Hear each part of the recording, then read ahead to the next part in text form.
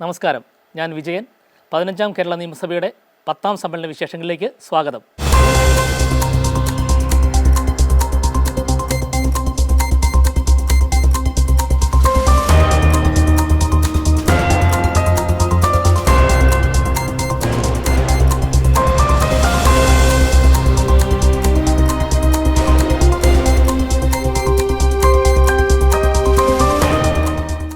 പത്താം സമ്മേളനത്തിൻ്റെ 7ാം ദിവസമായി ഇന്ന് 2024-25 സാമ്പത്തിക വർഷത്തേക്കുള്ള സംസ്ഥാന ബജറ്റ് ധനകാര്യമന്ത്രി KN ബാലഗോപാൽ സഭയിൽ അവതരിപ്പിച്ചു.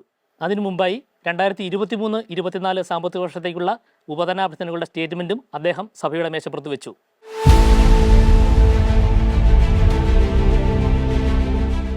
ബജറ്റ് അവതരണത്തിനായി രാവിലെ 8:45 ധനകാര്യമന്ത്രി KN ബാലഗോപാൽ നിയമസഭയിലെത്തി.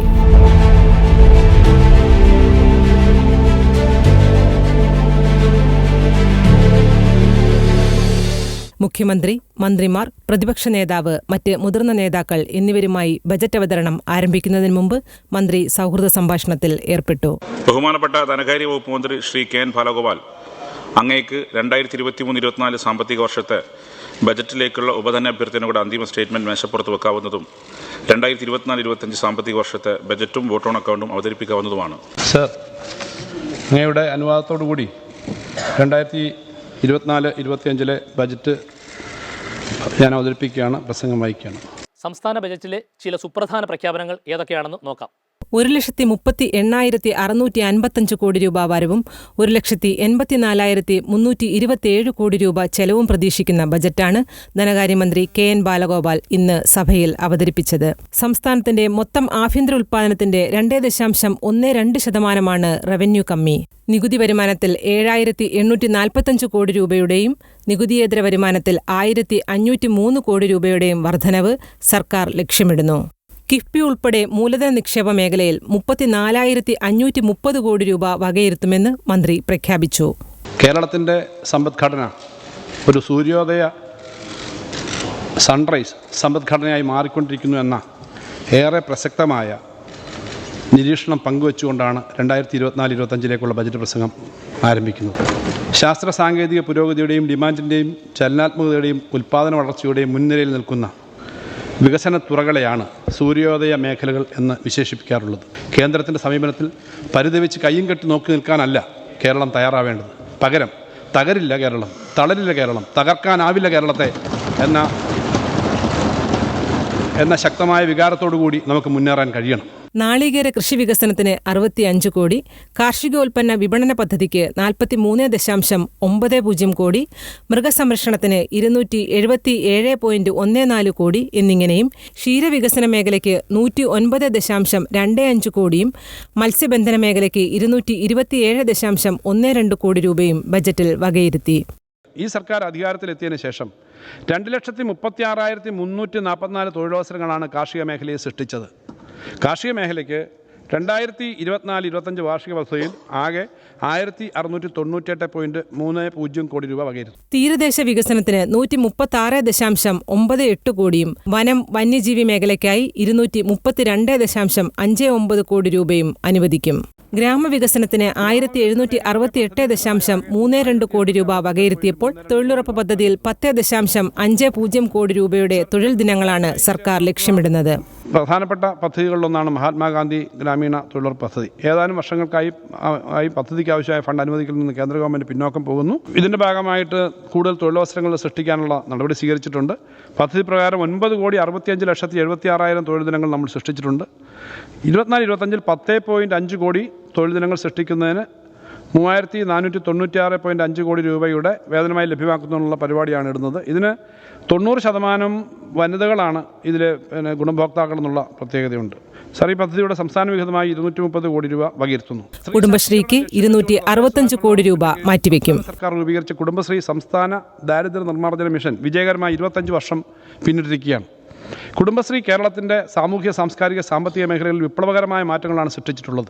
24-25 സാമ്പത്തിക വർഷം lift Kudumbashree livelihood initiative four transformation എന്ന പേരിൽ കുടുംബശ്രീയുടെ നേതൃത്വത്തിൽ പ്രത്യേക ഉപജീവന പദ്ധതി സംഘടിപ്പിക്കും. 2025 നവംബർ മാസത്തോടെ അതിദാരിദ്ര്യമില്ലാത്ത സംസ്ഥാനമായി കേരളം മാറുമെന്ന് ധനകാര്യമന്ത്രി പറഞ്ഞു. അതിദാരിദ്ര്യ നിർമ്മാർജ്ജനത്തിനായി 50 കോടി രൂപ വകയിരുത്തുന്നു. സർ, 2025 നവംബർ മാസത്തോടുകൂടി അതിദാരിദ്ര്യമുള്ള മുഴുവൻ കുടുംബങ്ങളും ഈ അവസ്ഥയിൽ നിന്ന് മോചിതമാകും. ഇന്ത്യയിൽ ഇത് ഒരു റെക്കോർഡായിരിക്കും. സർ, കേരയിൽ പദ്ധതി നടപ്പിലാക്കുന്നതിനുള്ള ശ്രമങ്ങൾ തുടരുമെന്നും അദ്ദേഹം അറിയിച്ചു.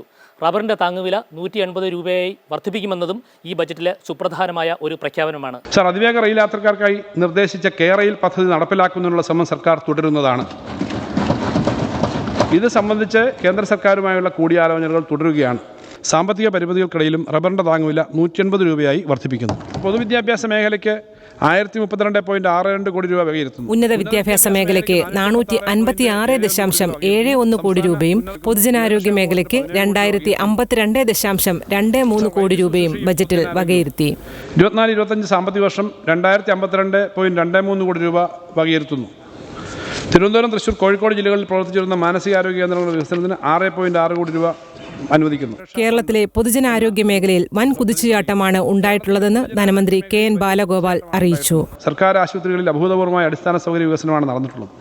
കിഫ്ബി വഴി ആയിരക്കണക്കിന് കോടി രൂപയുടെ നിർമ്മാണ പ്രവർത്തനങ്ങൾ സാധ്യമായി. കരൾമാറ്റം, ഹൃദയമാറ്റം ഉൾപ്പെടെയുള്ള സങ്കീർണമായ ശസ്ത്രക്രിയകൾ ജില്ലാ ആശുപത്രികളിൽ വരെ സാധാരണമായി നടക്കുകയാണ്.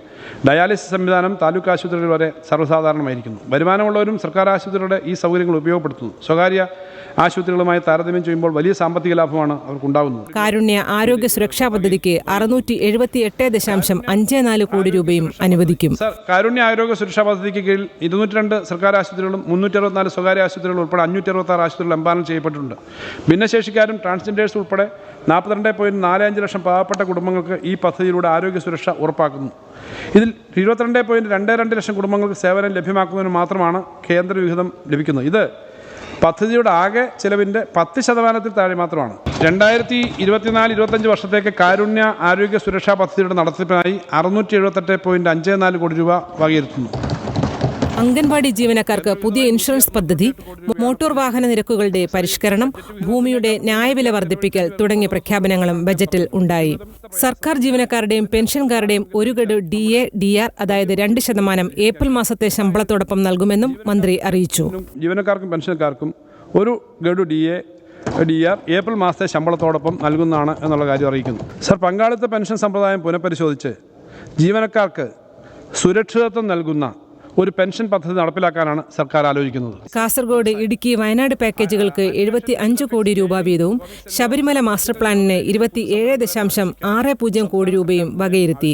ന്യൂനപക്ഷ ക്ഷേമത്തിനായി 73.63 കോടി രൂപ വകയിരുത്തും. കേരളത്തെ ആർട്ടിഫിഷ്യൽ ഇന്റലിജൻസ് ഹബ്ബാക്കി മാറ്റാൻ ലക്ഷ്യമിട്ട് AI കോൺക്ലേവ് നടത്തും. സർ, കേരളത്തെ ആർട്ടിഫിഷ്യൽ ഇന്റലിജൻസിൻ്റെ ഹബ്ബാക്കി മാറ്റാൻ ലക്ഷ്യമിട്ട് 2024 ജൂലൈയിൽ IBMമായി ചേർന്ന് സംസ്ഥാന സർക്കാർ അന്താരാഷ്ട്ര AI കോൺക്ലേവ് സംഘടിപ്പിക്കും. 3 വർഷത്തിനുള്ളിൽ 3 ലക്ഷം കോടി രൂപയുടെ നിക്ഷേപം ആകർഷിക്കാനുള്ള പരിപാടികളും ബജറ്റ് ലക്ഷ്യമിടുന്നു. 2024 ഏപ്രിൽ 1 മുതൽ 4 മാസത്തേക്കുള്ള വോട്ട് ഓൺ അക്കൗണ്ടും ധനകാര്യമന്ത്രി സഭയുടെ മേശപ്പുറത്ത് വെച്ചു. 2024-25 ബജറ്റ് സഭയുടെ അംഗീകാരത്തിനായി ഞാൻ സമർപ്പിക്കുന്നു. 2024-25 സാമ്പത്തിക വർഷത്തെ ആദ്യ 4 മാസത്തേക്കുള്ള 2024 ഏപ്രിൽ മുതൽ ജൂലൈ വരെയുള്ള വോട്ട് ഓൺ അക്കൗണ്ടും സഭയുടെ അംഗീകാരത്തിനായി സമർപ്പിക്കുന്നു. 182 പേജുകളും 601 ഖണ്ഡികകളുമുള്ള ബജറ്റ് പ്രസംഗം 2.5 മണിക്കൂർ നീണ്ടുനിന്നു. കാർഷിക മേഖലയ്ക്ക് 2024-25 വാർഷിക പദ്ധതിയിൽ ആകെ 1698.30 കോടി രൂപ വകയിരുത്തുന്നു. ഉന്നത വിദ്യാഭ്യാസ ഗവേഷണ സ്ഥാപനങ്ങളും റോബോട്ടിക്സ് കമ്പനികളുമായി ചേർന്ന് കേരളത്തെ റോബോട്ടിക്സ് ഹബ്ബാക്കി മാറ്റാനുള്ള കർമ്മപദ്ധതി തയ്യാറാക്കാൻ 2024 ആഗസ്റ്റ് മാസത്തിൽ റൗണ്ട് ടേബിൾ മീറ്റിംഗ് സംഘടിപ്പിക്കും. വിഴിഞ്ഞം തുറമുഖം യാഥാർത്ഥ്യമാകുന്നതോടുകൂടി കേരളത്തിലെ ഏറ്റവും പഴയ തുറമുഖങ്ങളിലൊന്നായ കൊല്ലം തുറമുഖത്തിൻ്റെ പ്രസക്തി വർദ്ധിക്കുകയാണ്. Animation, visual effects, gaming, comics എന്നിവ ഉൾപ്പെടെയുള്ള ഡിജിറ്റൽ വിനോദ മേഖലയിൽ പുതുസംരംഭകരെ ആകർഷിക്കാൻ സംസ്ഥാന സർക്കാരുടെ നയം ആവിഷ്കരിച്ചിട്ടുണ്ട്. കോഴിക്കോട് വനം ഡിവിഷനിലെ പെരുവണ്ണാമൂഴി റേഞ്ചിലെ മുതുകാടുള്ള 120 ഹെക്ടർ ഭൂമിയിൽ ടൈഗർ സഫാരി പാർക്ക് ആരംഭിക്കും. സാർ, പൊഴിയൂരിൽ വിഴിഞ്ഞത്തിൻ്റെ വികസനത്തോടുകൂടി പൊഴിയൂരിൽ ഒരു പുതിയ മത്സ്യബന്ധന തുറമുഖം സ്ഥാപിക്കേണ്ടതിൻ്റെ ആവശ്യകത ഉയർന്നു വന്നിട്ടുണ്ട്. ഇതിലേക്ക് പ്രാഥമികമായിട്ട് 5 കോടി രൂപ അനുവദിക്കും. ബജറ്റ് അവതരണം പൂർത്തിയാക്കി രാവിലെ 11:33 സഭ ഇന്നത്തേക്ക് പിരിഞ്ഞു. 2024-25 ബജറ്റ് സഭയുടെ അംഗീകാരത്തിനായി ഞാൻ സമർപ്പിക്കുന്നു. സഭ ഇപ്പോൾ പിരിയുന്നതും 12/2/2024 തിങ്കളാഴ്ച രാവിലെ 9 മണിക്ക് വീണ്ടും ചേരുന്നതുമാണ്. നാളെ മുതൽ 11-ാം തീയതി വരെ സഭ ചേരുന്നതല്ല. 12 മുതൽ 14 വരെ ബജറ്റിന്മേലുള്ള പൊതുചർച്ച സഭയിൽ നടക്കും. ഇന്നത്തെ നിയമസഭാ വിശേഷങ്ങൾ ഇവിടെ പൂർണ്ണമാകുന്നു. നമസ്കാരം.